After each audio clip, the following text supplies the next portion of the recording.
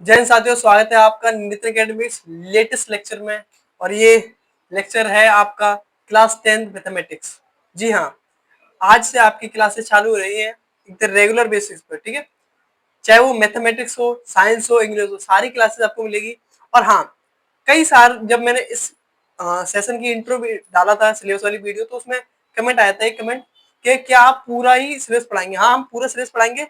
पिछले साल से साल में एक अंतर ये रहेगा कि पिछले साल एक स्पेसिफिक बुक को प्रेफर नहीं किया गया था। भाई रैंडमली कोई टॉपिक अपने पढ़ाया, कंसेप्ट पढ़ाया और प्रीवियस ईयर क्वेश्चंस की हमने प्रैक्टिस कराई थी। लेकिन इस बार हम वो चीज तो करेंगे लेकिन एक किसी स्टैंडर्ड बुक को भी पढ़ाएंगे, जैसे डॉक्टर मनोहर हुई या फिर एनसीईआरटी। ठीक है, तो आज ये इंट्रो लेक्चर है। ठीक है, जिसमें हम बेसिक से लेके एडवांस तक आपको पढ़ाएंगे। आज बेसिक सारी चीजें बता देंगे जो कि आपके पहले चैप्टर यानी वास्तविक संख्याओं के लिए जरूरी है। ठीक है, तो चलिए स्टार्ट करते हैं। वैसे ये सारी चीजें आपने क्लास 9 में पढ़ी होगी और नहीं भी पढ़ी तो कोई दिक्कत नहीं है, हम स्टार्ट करते हैं। ठीक है, हमारे चैप्टर का नाम है वास्तविक संख्याएं, रियल नंबर्स। क्या है? Real numbers. अगर कोई आपसे पूछे कि रियल नंबर की डेफिनेशन क्या है, तो आप कह सकते हैं वे सभी संख्याएं जिनका वर्ग धनात्मक होता है वो सभी वास्तविक संख्या होती है। क्या होती है? रियल नंबर्स होती है। क्या कहने का मतलब कि वे सभी संख्याएं जिनका वर्ग यानी हम इसको स्क्वायर करें तो पॉजिटिव आए तो वो सभी क्या कहलाएंगी? वास्तविक संख्या कहलाएंगी। ये एक इसकी डेफिनेशन आप दे सकते हैं। ठीक है, वैसे जितने भी ये सारे नंबर है सब वास्तविक ही होते हैं। ठीक है, अच्छा आप पूछोगे तो सभी संख्याओं का वर्ग तो पॉजिटिव ही होता है भाई। अगर मैं बोलूंगा 2 का वर्ग करूं तो कितना आता है? तो आप कहोगे 4 आता है। लेकिन मैं -2 का वर्ग करने बोलूंगा तब भी क्या आएगा? 4 आएगा। तो प्लस की संख्या भी का वर्ग प्लस में आता है और माइनस की संख्या का भी वर्ग प्लस में आता है। तो आप कहेंगे सभी संख्याओं का स्क्वायर पॉजिटिव होता है? नहीं। अगर आप यहीं पर अंडर के अंदर -2 का स्क्वायर करेंगे तो इसका आंसर आएगा -2। तो ये एक ऐसी संख्या है जिसका वर्ग करने पर जो नंबर निकल के आता है वो पॉजिटिव है, नहीं नेगेटिव है। तो अंडर के अंदर वे सभी संख्या जो नेगेटिव होती है वो सारी छोड़कर सभी संख्या वास्तविक संख्या होती है। और ऐसी संख्या जिनके अंदर अंडर में माइनस होता है इनको क्या कहते हैं? इनको कहते हैं काल्पनिक संख्याएं। क्या कहते हैं? काल्पनिक संख्याएं, इमेजरी नंबर्स। ठीक है, और ये चैप्टर आप पढ़ेंगे बकायदा 11th क्लास में। ठीक है, अगर आप मैथमेटिक्स लेंगे। ठीक है, इमेजरी नंबर आप बकायदा पढ़ेंगे। ठीक है, जेड से रिप्रेजेंट करते हैं इसको। ठीक है, किस रिप्रेजेंट करते हैं? जेड से। ठीक है, ये हमारे टॉपिक की बात नहीं है। हम और आप लेंगे मैथमेटिक्स तो आपको 11th क्लास में पढ़ने को मिलेगा। ठीक है, तो ठीक है, रूट के अंदर जितनी भी माइनस की संख्या होती है उन्हें छोड़ के सभी संख्याएं वास्तविक संख्या कहलाती हैं, क्योंकि उन सभी का वर्ग क्या होता है? धनात्मक होता है, इनका वर्ग ऋणात्मक होता है। ठीक है, चाहे एक और संख्या ले लो आप। भाई रूट के अंदर -5 ले लो, आप इसका भी स्क्वायर करेंगे तो क्या आएगा? -5 आएगा। ठीक है, तो ये भी कैसी संख्या है? ये भी काल्पनिक संख्या, ये वास्तविक संख्या नहीं है। ऐसी संख्याओं जिनके रूट के अंदर माइनस आता है उन्हें छोड़ के सारी संख्या कैसी होती है? वास्तविक होती है। ठीक है, तो वास्तविक संख्या वे संख्या है जिनका वर्ग धनात्मक होता है। आई होप आपको ये मेरी बात समझ में आ गई होगी। ठीक है, बेसिक सी बात है। ठीक है, क्लियर? इसे इरेज कर देते हैं। ठीक है, इधर आ जाइए आप। ये ये कुछ मैंने टॉपिक लिख रखे हैं, कुछ नंबर की डेफिनेशन हमें बतानी है आपको। आपने पढ़ रखी है, अच्छी बात है, फिर भी आप देख लीजिए, जिसने नहीं पढ़ रखी वो तो देखेंगे। तो पहला हमारा नंबर है प्राकृतिक संख्याएं, नेचुरल नंबर्स। आपसे अब मैं आपसे पूछूंगी प्राकृतिक संख्याएं कौन सी होती हैं, तो आपने किसी को क्या बताना है कि 1 से लेकर अनंत की संख्या सभी कैसी कहलाती है? प्राकृतिक संख्या कहलाती है। वे सभी नंबर जिन्हें हम गिनती में काम लेते हैं वो सभी प्राकृतिक संख्या होती है। गिनती में कौन से नंबर आते हैं? 1 2 3 4 5 6 7 8 9 10, यहां से लेकर कहां तक? अनंत तक। वो सभी संख्या क्या कहलाएंगी? प्राकृतिक संख्या कहलाएंगी। तो मैं लिख भी देता हूँ, प्राकृतिक संख्या कौन सी होती है? 1 टू इनफाइनाइट, 1 से अनंत तक। भाई 1 2 3 4 5 6 7 8 ऐसे डॉट डॉट, जहां तक आप सोच सके वो सभी क्या है? प्राकृतिक संख्या है। अच्छा, यहीं पर मैं एक छोटा सा सवाल आपसे पूछूं कि सबसे छोटी प्राकृतिक संख्या कौन सी, तो आप क्या कहेंगे? 1 है। सबसे छोटी कौन सी? 1 है। और मैं सबसे बड़ी प्राकृतिक संख्या पूछूं तो आपके पास कोई भी जवाब नहीं होना चाहिए। क्यों? क्योंकि कोई भी सबसे बड़ी प्राकृतिक संख्या होती नहीं। यार आप बोलोगे 1 लाख सबसे बड़ी संख्या है तो 1 लाख उससे बड़ा है। आप बोलोगे 1 अरब सबसे बड़ी प्राकृतिक संख्या, नहीं, 1 अरब एक उससे बड़ी है। तो प्राकृतिक संख्या सबसे बड़ी तो नहीं बताई जा सकती, लेकिन सबसे छोटी कौन सी होती है? 1 होती है। तो क्या आपको प्राकृतिक संख्या की डेफिनेशन क्लियर है? क्लियर है। अच्छा, आगे लिखा है मैंने पूर्ण संख्या, होल नंबर्स। पूर्ण संख्या कौन सी होती है? अगर हम प्राकृतिक संख्याओं की गिनती कहां से चालू करते हैं? 1 2 3 4 5 6 7, अगर इसमें जीरो और शामिल कर ले, क्या कर ले? जीरो शामिल कर ले, गिनती अब हम 0 1 2 3 डॉट डॉट अनंत तक करें, तब ये कहलाते हैं पूर्ण संख्या। क्या कहलाते हैं? पूर्ण संख्या कहलाते हैं। अब क्योंकि अब हम गिनती कहां से स्टार्ट कर रहे हैं, जीरो से, यानी हमने प्राकृतिक संख्या में जीरो को भी सम्मिलित कर लिया है। तो अगर हम प्राकृतिक संख्या में जीरो को भी सम्मिलित कर लेते हैं तब वे संख्या कहलाती है पूर्ण संख्या। क्या कहलाती है? Whole numbers. ये सिंपल सी बात है, इतना सही है कि एक से गिनती जितनी भी होती है वो पूर्ण प्राकृतिक संख्या होती है और जीरो से लेकर जितनी भी गिनती है अंत तक वो पूर्ण संख्या होती है। क्लियर? क्लियर है? अगला जो हमारा नंबर है वो इंटीजर्स, पूर्णांक है। अब पूर्णांक क्या होते हैं? ठीक है, पूर्णांक में तीन चीजें आती हैं। ठीक है, क्या आप कह सकते हैं?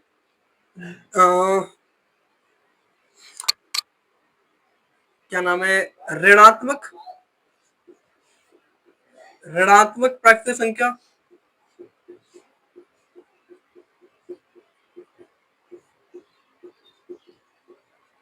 प्लस पूर्ण संख्या है।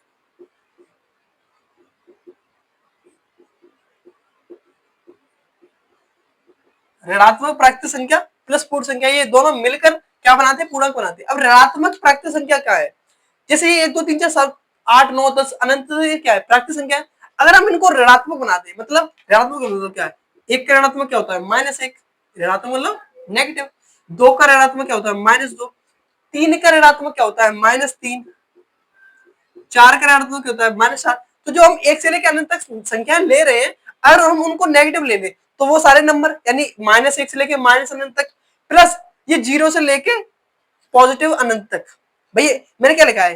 पूर्णांक क्या है? ऋणात्मक प्राकृतिक संख्याएं प्लस पूर्ण संख्याएं हैं। ठीक है, तो ऋणात्मक प्राकृतिक संख्या तो समझ में आई कि -1 से लेके माइनस अनंत तक के जितने भी नंबर है वे सारे पूर्णांक होते हैं, प्लस सभी पूर्ण संख्याएं मिलाकर क्या बनाती है? पूर्णांक बनाती है। पूर्ण संख्या में क्या क्या आता है? 0 1 2 3 4। तो आपको माइनस के सारे नंबर लेने हैं, यानी -1 -2 डॉट डॉट डॉट, फिर इसमें 0 भी लेना है, और प्लस के भी सारे नंबर लेने हैं, +1 +2 +3 डॉट डॉट, प्लस का इनफिनिट, यानी हमें माइनस के इनफिनिट से प्लस के इनफिनिट तक जाना है। ठीक है, क्लियर है? वैसे ही उल्टा लिख रखा है, यहाँ पर आ जाइए -1, इधर -2 -3 ऐसे डॉट डॉट। तो माइनस के अनंत से लेके प्लस के अनंत तक की सारी संख्या क्या कहलाती है? पूर्णांक कहलाती है, जिसमें जीरो भी सम्मिलित है। अच्छा सुनिए, जीरो ना तो पॉजिटिव होता है ना नेगेटिव होता है, याद रखना है। ठीक है, जीरो ना तो धनात्मक है ना ऋणात्मक। ठीक है, तो माइनस की सभी प्राकृतिक संख्या को ले लो। ठीक है, और सभी पूर्णांक संख्याओं को ले लो, ये दोनों मिलाकर क्या बना देंगे? या फिर कह सकते हैं कि माइनस की सारी प्राकृतिक संख्याएं, प्लस की सारी प्राकृतिक संख्या और जीरो, ये तीनों मिलाकर क्या बनाते हैं? पूर्णांक बनाते हैं। ठीक है, क्लियर? अगर मैं पूछूं क्या 1/2 पूर्णांक होगा? नहीं, ये पूर्णांक नहीं है। ठीक है, ठीक है, क्योंकि ये एक भिन्न है। ठीक है, ये एक तरह की परमेय संख्या है, याद रखना। ठीक है, तो आपको पूर्णांक समझ में आ गया? क्लियर? सम संख्या आपने पढ़ रखी होगी, वे सभी संख्याएं जो दो से विभाजित होती हैं उन्हें क्या कहते हैं? सम संख्या कहते हैं। ठीक है, वे, मैं लिख दे रहा हूं, वे सभी संख्याएं जो दो से विभाजित हो।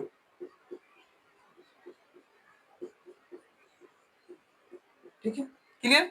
वे सभी संख्याएं जो दो से विभाजित हो वो क्या कहलाती है? सम संख्या कहलाती है।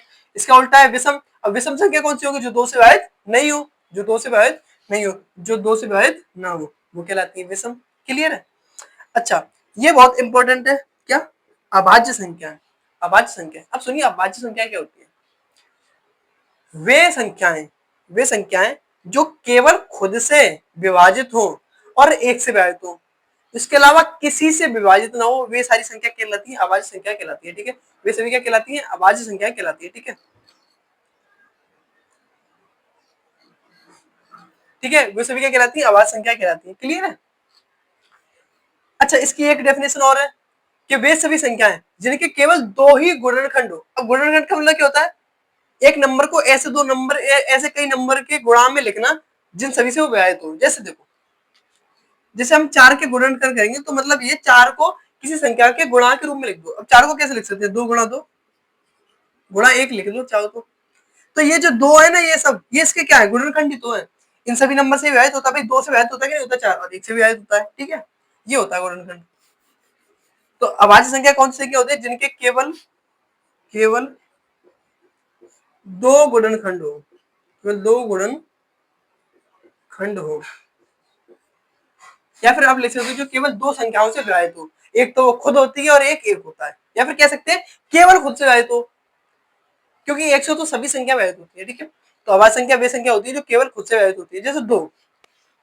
यहाँ पर एग्जाम्पल लिख सकते हैं आप 2। ठीक है भाई, 2 खुद से विभाजित होता है और 1 से विभाजित होता है, इसके अलावा किसी से विभाजित नहीं होता है। ठीक है, और 2 सबसे छोटी अभाज्य संख्या भी याद रखना। ठीक है, क्लियर। 2 के बाद कौन सी आती है? 3 आती है भाई, 3 भी केवल खुद से विभाजित होता है। ठीक है, फिर क्या आता है? फिर 5 आता है। अब मैं इसकी डेफिनेशन आपको समझाऊं कि केवल 2 गुणनखंड हो वो संख्या क्या कहलाएगी? अभाज्य संख्या कहलाएगी। अब आप 3 के गुणनखंड करके देखो, 3 को हम कैसे ले सकते हैं? 3 गुणा 1 ही तो ले सकते हैं भाई। गुणनखंड का मतलब क्या? 2 नंबर के गुणा में 2 या कई सारे नंबर के गुणा में लिखना। अब 3 को क्या ले सकते हैं? 3 गुणा 1 ले सकते हैं। तो इसके केवल 2 ही तो फैक्टर हुए, 1 फैक्टर हुआ 3 और 1 फैक्टर हुआ 1। यानी ये नंबर केवल इन 2 नंबर से ही विभाजित होगा, इसके अलावा किसी से विभाजित नहीं होगा। तो ये 30 की डेफिनेशन। जब भाज्य संख्या क्या होती है? ऐसी संख्या जो खुद से तो कटे, खुद के अलावा भी किसी नंबर से कटे। ठीक है, कटे मतलब विभाजित हो। इसमें सबसे छोटी संख्या आती है 4, क्योंकि भाई 2 और 3 तो अभाज्य है। फिर आता है 4, 4 अभाज्य नहीं भाज्य है। क्यों? क्योंकि इसके फैक्टर देखो, अगर मैं इसकी भी डेफिनेशन की कहूं तो भाज्य संख्या की एक डेफिनेशन ये होती है कि ऐसी संख्या है जिसके कम से कम 3 फैक्टर हो, मतलब कम से कम 3 फैक्टर तो हो ही, 3 से ज्यादा हो तो अच्छी बात है। जैसे अब 4 के फैक्टर करके दो, 4 को क्या ले सकते हैं? 2 गुणा 1। अब इसके फैक्टर देखना, 1 2 3, इसके 3 फैक्टर है कि नहीं? क्लियर है? क्लियर है। जैसे आपको पता होगा 4 खुद से विभाजित होता है 2 से भी तो विभाजित होता है, 1 से भी होता है, तो इसके 3 नंबर से विभाजित हो रहा है।